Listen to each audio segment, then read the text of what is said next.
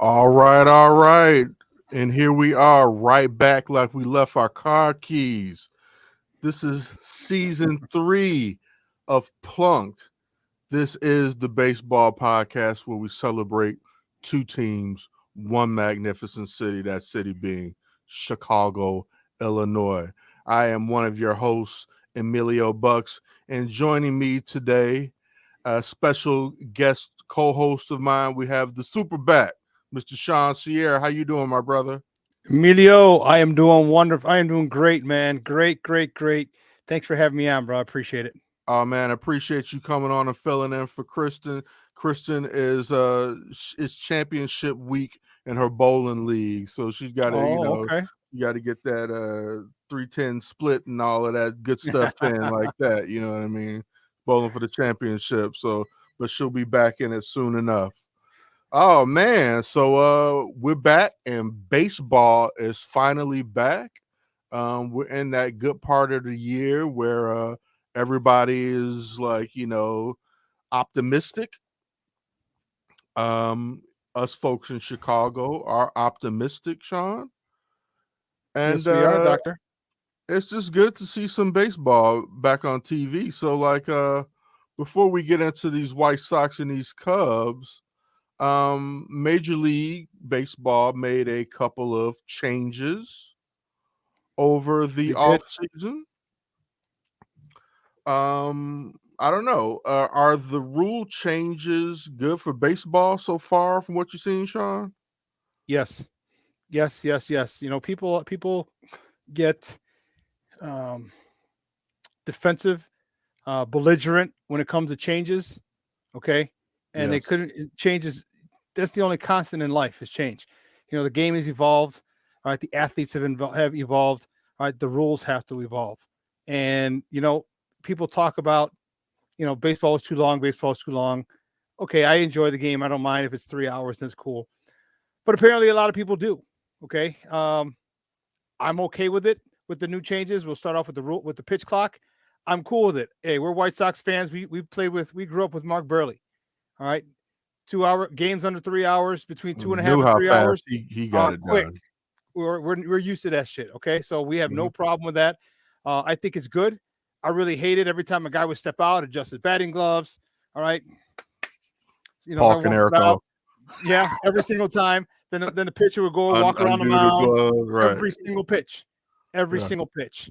It's just time. It just takes time. And here's one of the things that I love about it is that it keeps everybody active, interactive. All right. You can't doze off. You can't go to la la land because the pitch is coming in 15, 20 seconds. All right. It's coming. All right. So you got to be ready. Defense is ready. Pitchers are ready. Offenses, the batter's ready. So I like the pitch clock. The bigger bases, I love it. All right. I love it because we have a team that can take advantage of it. All right. We have guys who can steal bases. Okay. So with the bases being bigger, all right, the distance between first and second and third is shortened by a few inches. And if you realize how bang bang plays are when you're stealing second, okay, those 4.5 to 6 inches makes a huge difference. It's gonna make a huge difference. Yes. It's gonna make a huge difference. Now, I'm not expecting to see the second coming of Ricky Henderson because of it, but I definitely expect to see an uptick in base stealing, and I think we definitely need that. Yeah, we got the guys. We have the gentlemen, we have the young men who can do it. So take advantage of that while you have it, while you're young. You know the old saying, youth is wasted on the young.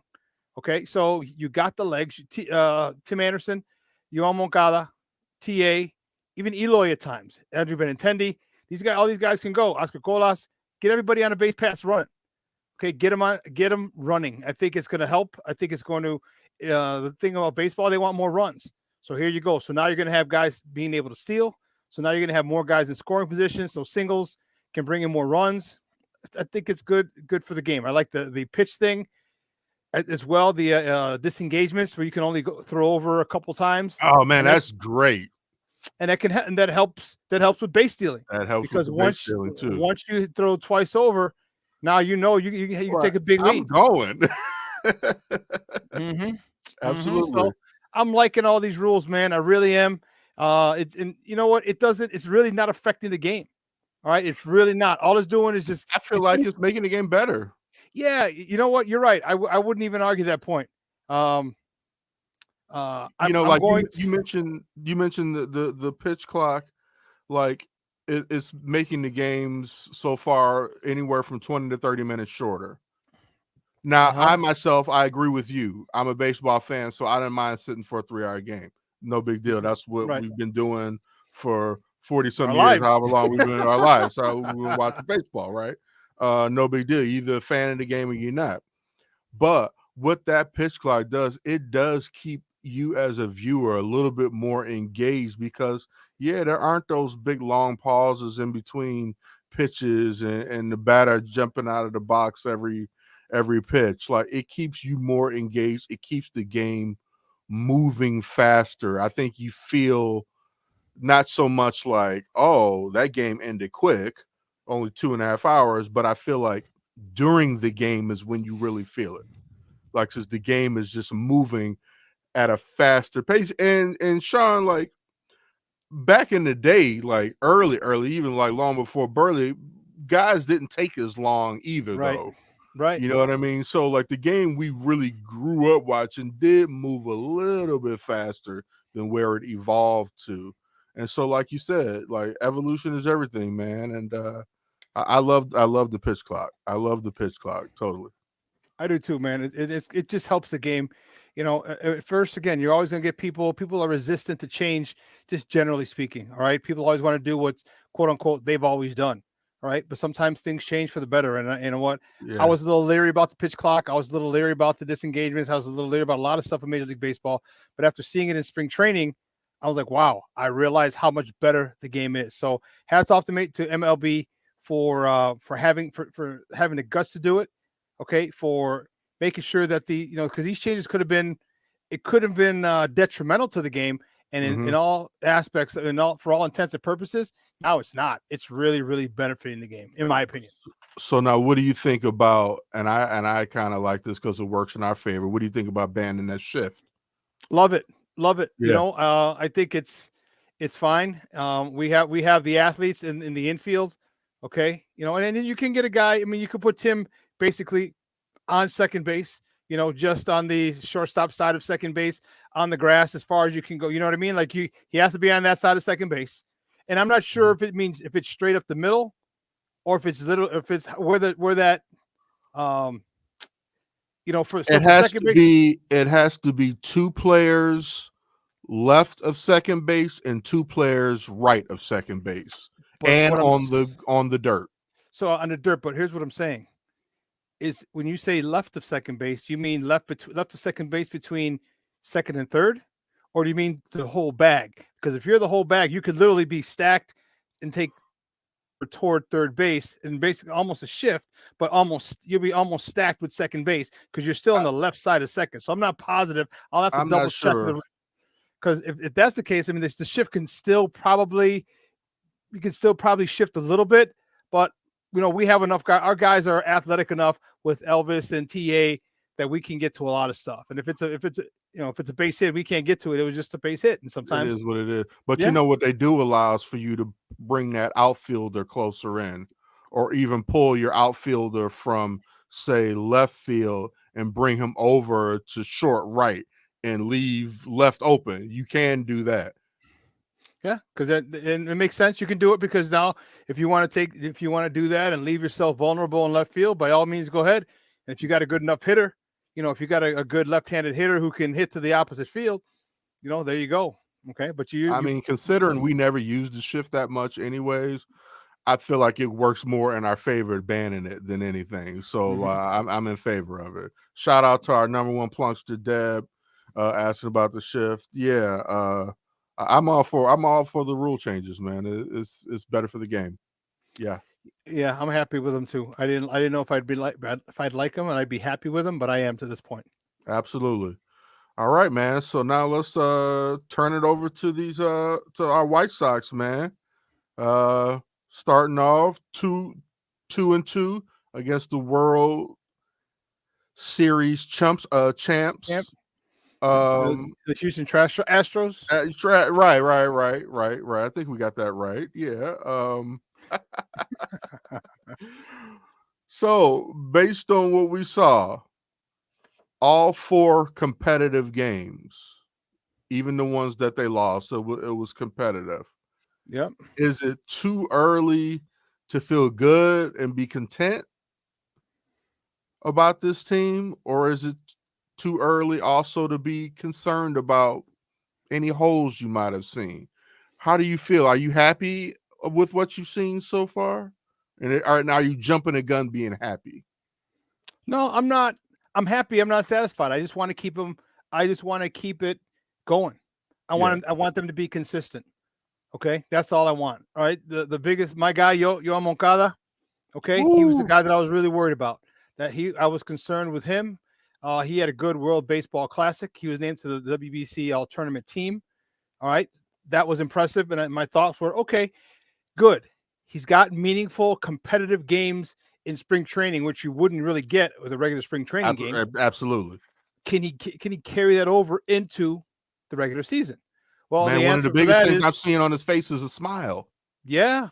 So the answer to that is he's 8 for 18 with a 4.44 average, a double, 2 home runs, and 4 RBIs in the opening series. By my count, and I'm not a mathematician by any stretch, but that's 1 RBI a game. So he's on pace for 162 RBIs. So I like that kind of party. Absolutely. Okay, I like that kind of party. And I know he's not going to hit 162. I'm being facetious, of course, guys. But the fact that he got off to a hot start is what I like. Lewis Robert, first of all, that catch today was insane. Did you see? Yes. I told you.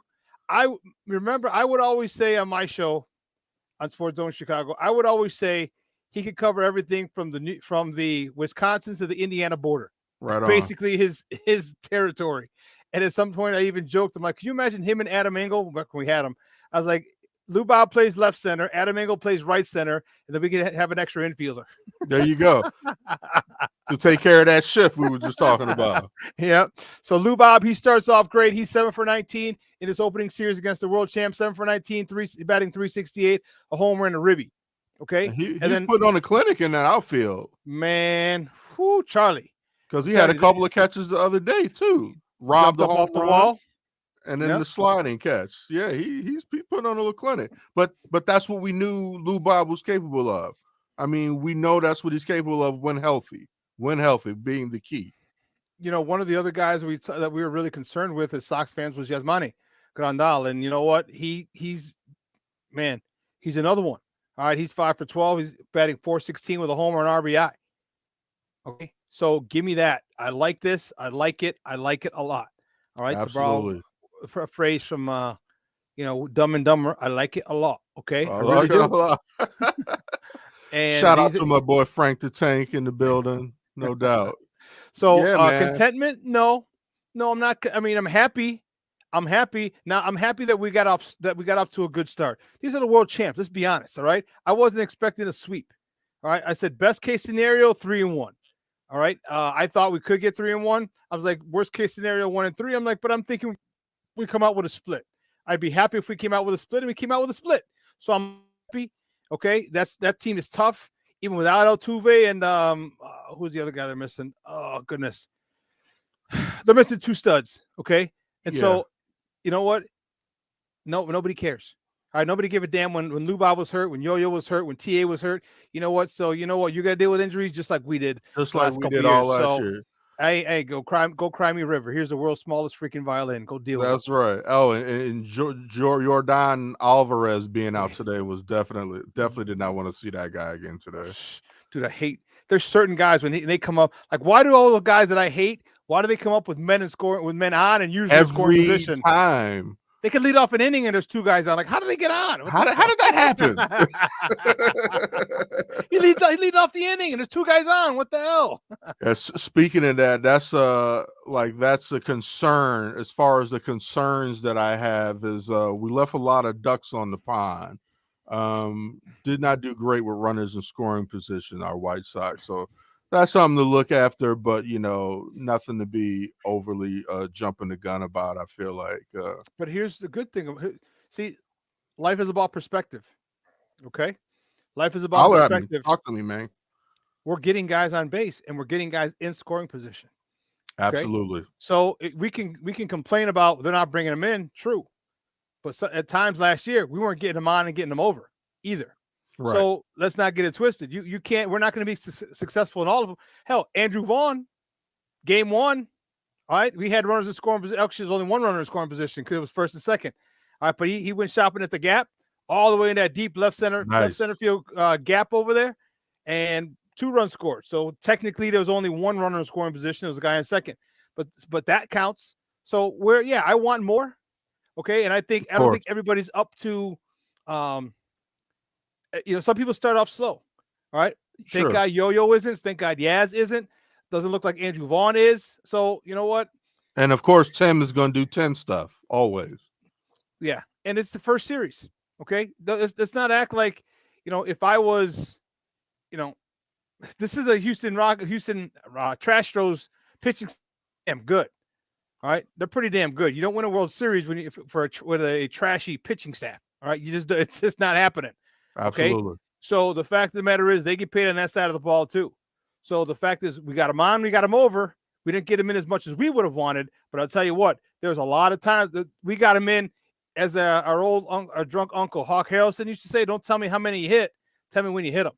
Absolutely. Okay, we came up with some and hits. 45 hits in 4 games is nothing to complain about. 45 hits that produced 16 runs over this first 4 games. So I'm not mad at that. Great start for Sox fans, an absolute dominant starting pitching performance. Unreal. The pitching has been on point, especially the starting rotation. Dylan Cease. Man. He's just taken off from where he was last year. Yeah. Monster. Love what he's doing. And man of questionable character, but you can't question his talent. Mike Clevenger today on the bump was nothing to be fucked with either. Like, man. 5 pitched, 3 hits, 0 earned, 8 strikeouts. He did his thing today. Even with the 2 losses, Lynn got roughed up in that 6th inning. He makes it out of that 6th inning alive, and we might be, 3-1. Was that the Yordan Alvarez ball off the foot inning?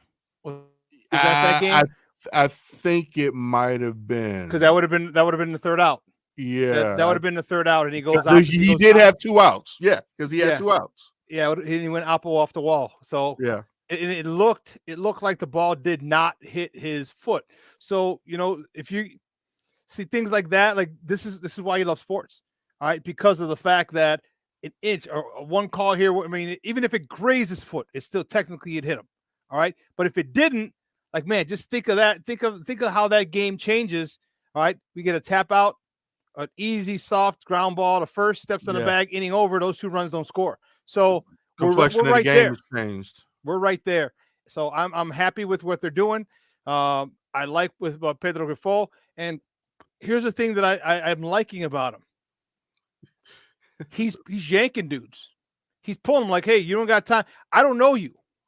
Yeah. I don't know you, Joe. I don't know who you are. I don't know your mama. I don't know your daddy. I don't know your kid. I don't know you. So if you ain't doing it, I got to pull you. Let's get to Pedro, because Pedro was yanking cats. Like, no. I got to see what you got. Like, spring training is one thing, but I got to see what are you made of in these high leverage positions. You know what I mean? Like, and I think he kind of found error in his ways in game 2 when he tried to bring Graveman in for a second night in a row, and then went to Diekman. He went for the lefty on lefty matchup with Diekman, but which was against Yordan Alvarez, but it was questionable because Yordan is hitting like 700 against Diekman. Yeah. So it was kind of like, I know you went for the matchup, but got to look at those numbers too. So I don't know. But again, like you said, man, he's just trying to see what these guys are made of.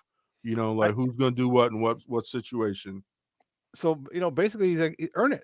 All right, you have to earn my trust. And I'm cool with that. All right. The thing I think he realizes that you can't win the division in March in April, but you can lose it. You don't want to go down. I mean, imagine we lost 3 out of 4. All right, that's you talk about a motivation killer. You know, a sledgehammer to your chest. Like that's then you got to come home limping one with a record of 1-3. You know, here we're 2-2, and we had a after Minnesota is 3-0. You know, so I'm happy with what he did. I'm happy with how he's handling this team. I'm happy with the way the guys are responding. And now we just got to stay consistent. Now we just got to stay healthy. Now we just have to continue to grow as a team. I love Andrew Vaughn at first. Love Elvis. I love the infield that we got. Love the outfield we got. I wish Benintendi would get going, but you know what? We don't need him yet. I just wanted him to get going to kind of acclimate himself to his new ball club, new environment. Like, okay, hey, listen, here's what I got, guys. You know what I mean? But get some of that home cooking tomorrow for him. Yep. So we'll I'll be there, and hopefully Benintendi can get it going. Yeah, Pedro seems like a no nonsense type of guy. He seems like he's a guy that's good with them having fun. He wants to bring fun to the game, but at the same time, he's no nonsense. He's like you said it, man. You're like, hey, man, I don't know you. So, like, I don't care what you've done here. It's all about what can you do right now. And I don't know. You got to prove yourself to me.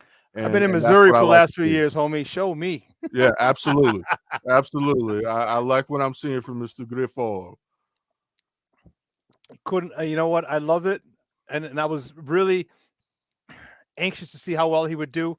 And then from the reports I heard from spring training, and they were just glowing reports, he's running a tight ship over there. I mean, you got guys, and I know, again, this is a very small thing, but sometimes we're going deeper in counts. All right. Eloy had me a little worried early, him and Lou Bob.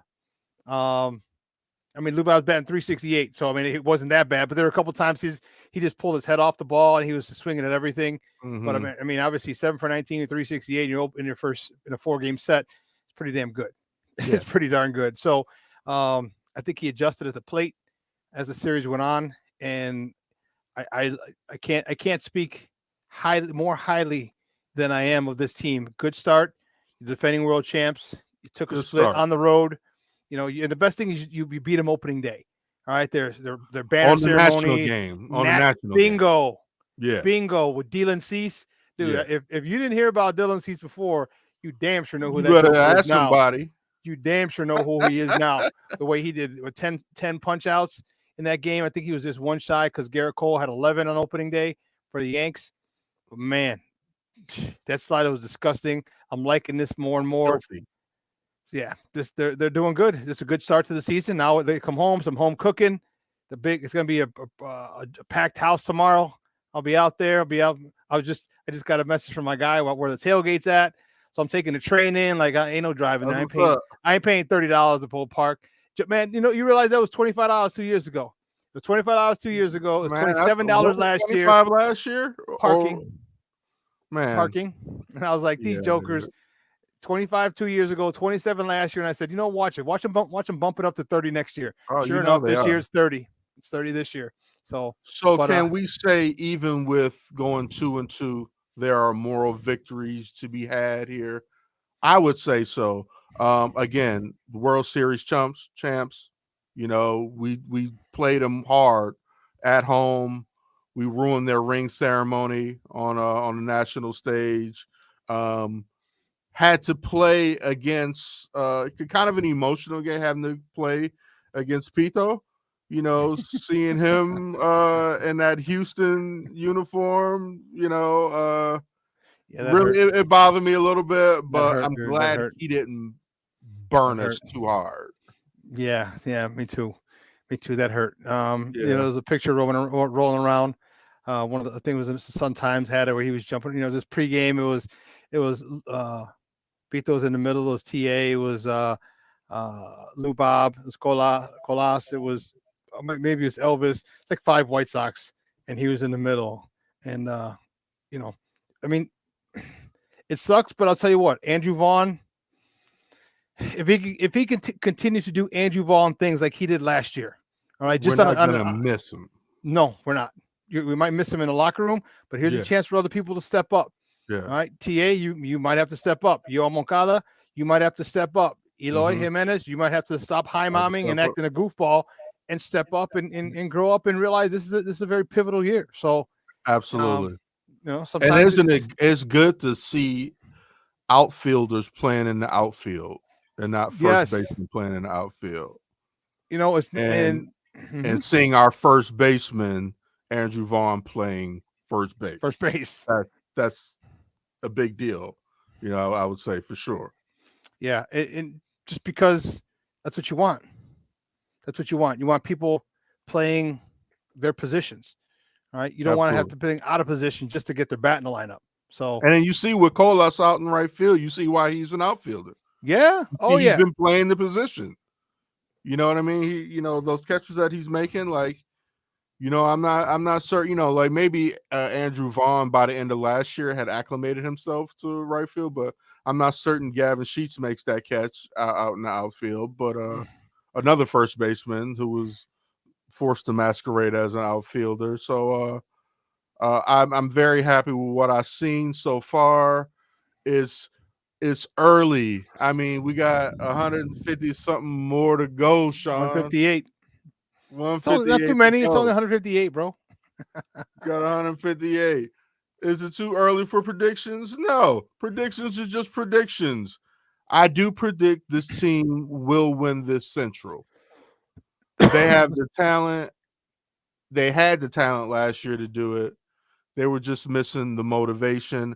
I think Moncada getting off to this start and what I saw even just with Grandal, I think those two are going to be absolutely key in how this season goes. What do you think? How do you think the Sox are going to fare? What's your prediction for the season? I predicted them to win the division before the season started. I don't know. I was coughing. I predict them to win the Central. I did. I don't think. I think Cleveland's good. Cleveland doesn't shoot themselves in the foot, and I think on paper the Sox are a far more talented team than Cleveland. And I think the thing that got me was good at full. Okay, that people don't. If you have never played sports, you might not understand it, but we all have jobs.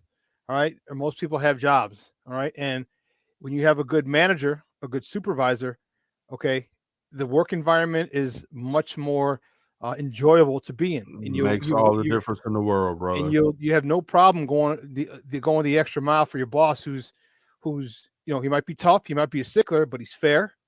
You know what I mean? And he treats everyone equally, okay, or treats everyone fairly, and that's all you want. That's all you want. And so I thought he's going to eliminate a lot of those silly mistakes that the White Sox made the last couple of seasons and the first 4 games to this point we have. So now let's continue. All right, let's continue going deep in counts. Let's continue getting guys over. Let's continue hitting the cutoff man. Let's continue doing these smart little grammar school, all right, things, little league things. Hit the cutoff man. Simple. That's Simple why Yohan got thrown out first game. It was in the corner. Well, 2 things. One, he started off kind of slow. He thought it was a regular ground ball out to Jose. And 2, he slowed up right around and just as he came into second. I don't know if he had his steps right. So he slowed up a little. But man, great play by the Houston Astro outfielder. He hit the cutoff man turn and relayed it to the third baseman and got him. So that shows you how important defense is. And right now, our defense for the White Sox, and that was Houston's defense. But now for the White Sox, I like where we're at so far. Absolutely, man. The sky's the limit for this team, man. So let's call it. Let's call it. We'll be seeing some postseason action this year. Let's call it. I agree. Why not? I agree. Why not? Well, I guess it's time to switch sides of towns, although neither of us are dressed for it. We're dressed properly. Right. Let's talk about those Cubs, man. There is another team, the second team in this city. It's funny, I call them the second team. But 2 teams, 1 city, the Chicago Cubs. Started out looking good against the Brew Crew with a 4-0 win. Stroman looked very, very good. 6 innings, 3 hits, 0 earned, 8 strikeouts a good showing for all their starting rotation. Actually, I would say these first 3 games. Now, do the Cubs have enough offense to compete for the NL Central? Yes. Yeah. You know what? I think all the moves that they made in the offseason addressed that. I mean, they addressed the defense as well, but I think they do. You know, last year um, they never gave up. All right, they were in every game. Very rarely got blown out, and it was just due to a Over lack of talent. 500 the second half of the season last year. And it was just due to a lack of talent. All right, Yeah. I think the culture was set with David Ross. He set the culture in that clubhouse. All they needed was talent. Well, guess what? They got talent. All right, and they got Cody Bellinger, former MVP, World Series, Gold Glover. All right, you got Eric Hosmer, you got Dansby Swanson. Dansby Swanson you got Trey Boom Boom. showing a nice glove and a nice bat. Trey Boom Boom Mancini. I'm gonna call him Boom Boom instead of Ray Boom Boom Mancini, the boxer. Ray's Boom Boom Room. Yeah, Trey Boom Boom Mancini. All right, these guys got they got some life in that bat. So I think they've added a couple of things. One, they've added some offense. Watching Bellinger swing in the last couple of preseason games, it looked good. It looked back to the very, very similar to the 2018, 2019 MVP Cody Bellinger. So, and you know, in the summer, Wrigley is a launching pad. So he starts connecting Absolutely. there, he'll be fine. I love what they did up the middle. Okay, now you fortified the middle of your defense. Center fielder, you got a Gold Glove in center field. You got a Gold Glove, or you have a shortstop and Dansby Swanson, and then Nico Horner as well, second base. And then not to forget, you short up the catcher position too with Jan Gomes and who's the other dude? It's in my mind. Barnhart. So you got guys there. So what you did is you've solidified the middle of your defense. Okay, and now I think both sides of town, but we're talking Cubs now. So I think they did a good job of doing that, and they might have lost 2 out of 3, and it's fine. I mean, trust me, I'm happy about it, so I can talk smack with my Cub fan friends for a day or so, right? But trust me, they're gonna win a lot of games. They're going to win a lot of close games. They're going to win. Watch how many games they win where the other team shoots themselves in the foot. All right, with a bad base running thing, or another team misses a cutoff man, the Cubs an extra run gets the score for the Cubs. Watch how many times that happens, and watch how many times the Cubs don't do that. Okay. I think their emphasis on shoring up the things on the defensive end is really going to help with that. Like, taking advantages of the other team's mistakes and causing mistakes for the other team with that tight defense. And you know what? Yeah, and I'm looking forward. That defense is good because, and here's where the pitch clock comes in, because now you got to get it and go. All right, your defense is engaged. As I said in the first part of the show, now you don't have the time to lollygag and like look around and see who's in the stands because the pitch is coming. So now pitchers are like, okay, my guys are they're locked in. I can pitch to contact. Dylan Cease had, I don't remember for the second or third inning, he had a 6-pitch inning. 6 pitches. Yeah. Dude, that's beautiful. You know what I mean? Like, so it gives you a chance to really enjoy the game as it's played versus just being around the game, killing time. If I'm Cub pitchers, I'm looking to pitch to contact. Say, hey, you other 8 jokers out there get paid big money too. So let's get to work, right? And trust me, I know pitchers want to go no hitters and go 9 innings and strike out everybody. But if you have a 5, 6, 7 pitch inning, because guys swing at the second pitch and ground ball to the shortstop, to the third baseman, or just the root or pop up, man, pitchers love that too. So I think the Cubs pitchers will really take advantage of of this pitch clock, pitch to contact. Let your defense, which you've upgraded dramatically in the offseason, let them go to work. Let them do their job. Let them earn their money. Both Marcus Stroman and Justin Steele throw for 6 complete innings. Which is nice because it had gotten to the point where early in the season guys were barely going 5.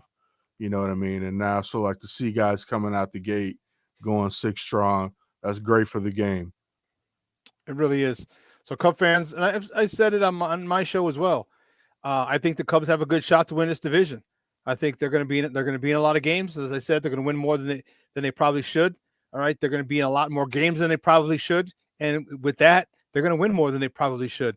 They're not going to shoot themselves in the foot. They're playing fundamental baseball, and this year they've added talent. So the talent level of this team has risen, and trust me, high tides raises all boats. So when you get around Absolutely. guys who are World Series champions and Gold Glove winners, all right, they're going to go about their business a certain way. And you put that type of element, those types of players around young players, you put them on a Chris Morel, you put them around Ian Happ, you put them around a lot of these other players. They're learning from guys who've been to the top. You're learning from guys who've been to the top individually, as far as on defense, and they're learning guys who've been part of World Series championship teams. So this is the way they're going to be going about their business, and that's what you want. You want these young guys going about their business the proper way, and when you learn from World Series champions, that's a pretty darn good way to go about your business. Absolutely, because that's the way that a guy like Cody Bellinger, he brings culture to the team, Yeah. and veteran presence, and he's a winner. He's struggling, he's had some struggles, but still, there's more intangible things that I think he's going to bring to the team. Once again, everybody, you are watching Plunked, the podcast where we celebrate two baseball teams in one city. This is Emilio Bucks, joined today by the superback Sean Sierra from the Sean and Maya in the Morning Sports Talk Show. We're here. We're talking baseball. We're talking White Sox. We're talking Cubs. We're getting it in. You know what I mean? Speaking of their talent and hitting, let's talk a little bit about Ian Happ. Had a really great breakout season. Part of the reason the Cubs went over 500 in the second half of that season last year. Should they extend Ian Happ? I'm gonna go on record by saying, hell yeah, they definitely should extend Ian Happ. Their lone all-star from last year. Uh, there could be some hard feelings because they didn't extend him in the offseason, but business is business, and hopefully they can get the deal done. What's your thoughts on that, Sean? Oh hell yeah. Oh yeah. Bring him in. All right. Bring him in before he has another great year. All right. He Mm-hmm. showed you once. You've been kind of waiting for this guy to kind of break out for the last 2 or 3 seasons. All Yeah, right, for all intents and purposes. So he finally does. And now you gotta decide. All right. Should or get off the pot. All right. Either let him walk or don't say let him prove it again. Because if he does, and I'm speaking from a organizational side. All right, he's showing you what he can do. Okay, lock him up. Now it doesn't have to be. You don't have to break the bank. You don't have to give him Mike Trout money. Nolan Arenado money. All right, Manny Machado money.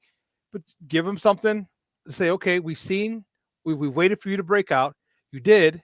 So now we're going to reward you, and you pay us back by continuing to play at that level that you played at, or exceed it from last year. absolutely. Because if he does, if he has another good year, surpasses the numbers from last year, you know how much his price is going to go up? Yeah, today's Absolutely. price is not yesterday's price. You know what I mean? Man, Tomorrow's price ain't going to be today's price. So man, it sure as hell ain't. And you better get while the getting is affordable and good, and yeah, lock that guy up. yeah, I do. I think they should. Absolutely. So I think we can go on record as saying this 23 team should be better than the 22 team. Uh, Given David Ross never quite had a full normal year. He started off with the COVID, where they ended spring training, and then they came back and did spring training really quick and had a shortened season. And then they did the lockout season, which he didn't have a full spring training.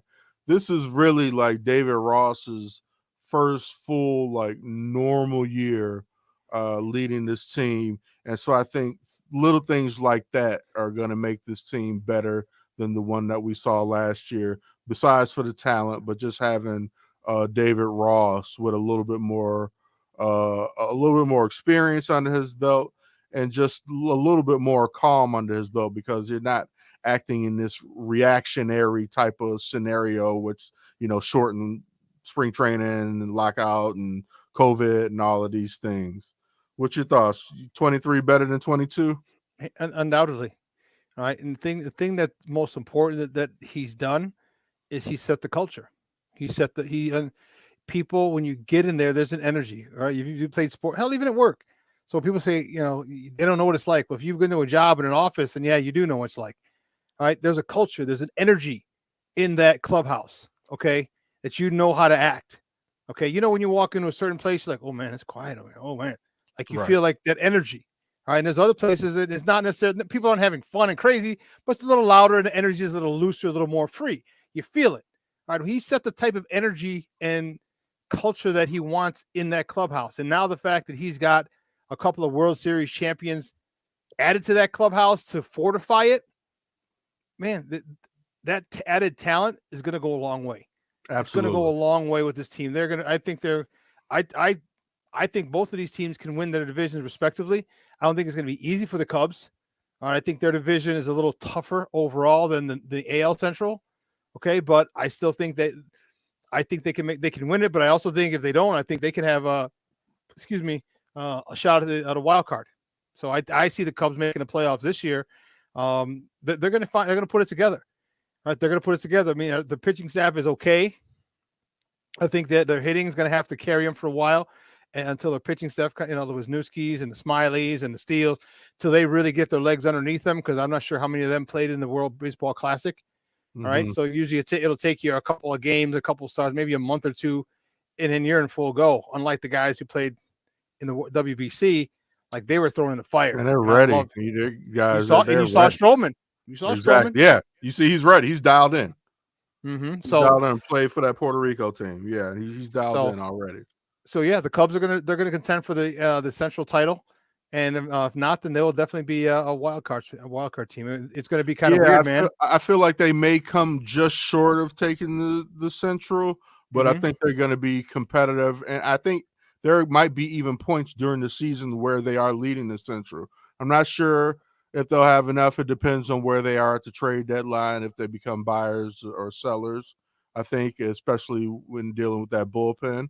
But I mean, hey, that's like going around. Everybody needs some bullpen help at this point in the season. You know what I mean? Everybody's trying to figure out what they got and who's who and everything and how people are reacting. So, yeah, because you never know what you got, man, with a bullpen. Because bullpens vary year to year. You can have the same people there, but you don't know what kind of year you're going to get. Exactly. And we still are waiting for Garrett Crochet to make his return right now. I think going back to the White Sox, I think they're saying right now May we can look to maybe get him back in a rotation. A strong left-handed thrower in our bullpen will only help. We're still going to be rocking. We're going back to the White Sox with the. I'm not sure if we're doing a closer by committee or if it seems like right now Pedro's is going with Raylo. And I think it's Raylo's job to lose. But we'll see what happens. But I'm feeling good, man. I'm feeling good with both hands. Matter of fact, shout out to all my people watching Plunked right now. This is Plunked, the podcast where we celebrate two baseball teams in one city. Man, this is good stuff, Sean. While we got a little bit of time, another Chicago team played today. The Bulls defeated the Memphis Grizzlies today in a must-win game for the Chicago Bulls. I think they're all must-wins at this point, trying to get into one of those play-in spots right now. Down by as much as 23, I think, in the first half, and to come back and win. I don't know if you caught any in that game, but are you a believer in this team making the playoffs? Yeah, Patrick Beverley has a way of doing things to certain teams. All right, he's got a way of imposing his will, making people believe when they may not fully believe in themselves. And yeah, you know what? This is one hell of a game. All right, Zach LaVine with 36, 3, and 9. All right, DeMar 31, 5, and 7. All right, Vooch 13 and 10. Okay, our big stars, Kobe White. All right, 19 points, 19, 6, and 4, and he was 2 for 5, so 40% from beyond the arc. Same with Patrick Williams. He had 12 points, 3 rebounds. He was 3 for 5 or 2 for 5 beyond the arc. That's 40%. Okay, I just want to see those numbers up. That's my only issue. Zach LaVine was 3 for 8 from beyond the arc. All right, so I'm liking this new Zach LaVine. All right, I'd say since the All-Star break and the trade deadline, that whole thing, and once Patrick Beverley got here, the Pat Bev effect is real. Pat Bev effect is real, brother. It is real. It's real. And you see, you know what? I think here's the formula for this Bulls team. I didn't like it, and I was on Zach, but you have to, and I had to back off because I kept trying to force Zach into doing something or being something he's not. Zach's not a closer. Okay, he's not a closer. So you know what? Not. What he is he's a dude who can get you buckets 3.5 quarters out of the game. So you know what? You go get us your buckets 3.5 quarters out of the game. Take some of the workload off DeMar during the game. Now, if DeMar wants to go off, cool. But at least we know DeMar will have some energy to close. Yes. So I think that's a good 1-2 punch. Batman and Robin. I don't know if you want to call DeMar Batman and Zach Robin or vice versa. But the way that it's working now, I'm liking it. This is the first time I've seen since they've been together that they kind of, all three, the big three, all right, because it was 31, 36, and 13. All right, 36 for LaVine, 31 for DeRozan, and 13 for Vooch. All right, they're getting, that's what, 60, 70 points. About 70 points between the three of them. That's what I'm talking about. Shout out to Kobe, man. Kobe stepped up. I've been hard on Kobe because he was the guy that would I felt like he was the guy that would get you to 3 when you already up by 12, but he couldn't get you the bucket when you needed the bucket. When you're down by 2. When you're down by 2, he's gonna miss wide open shot. But this year he's been knocking those shots down.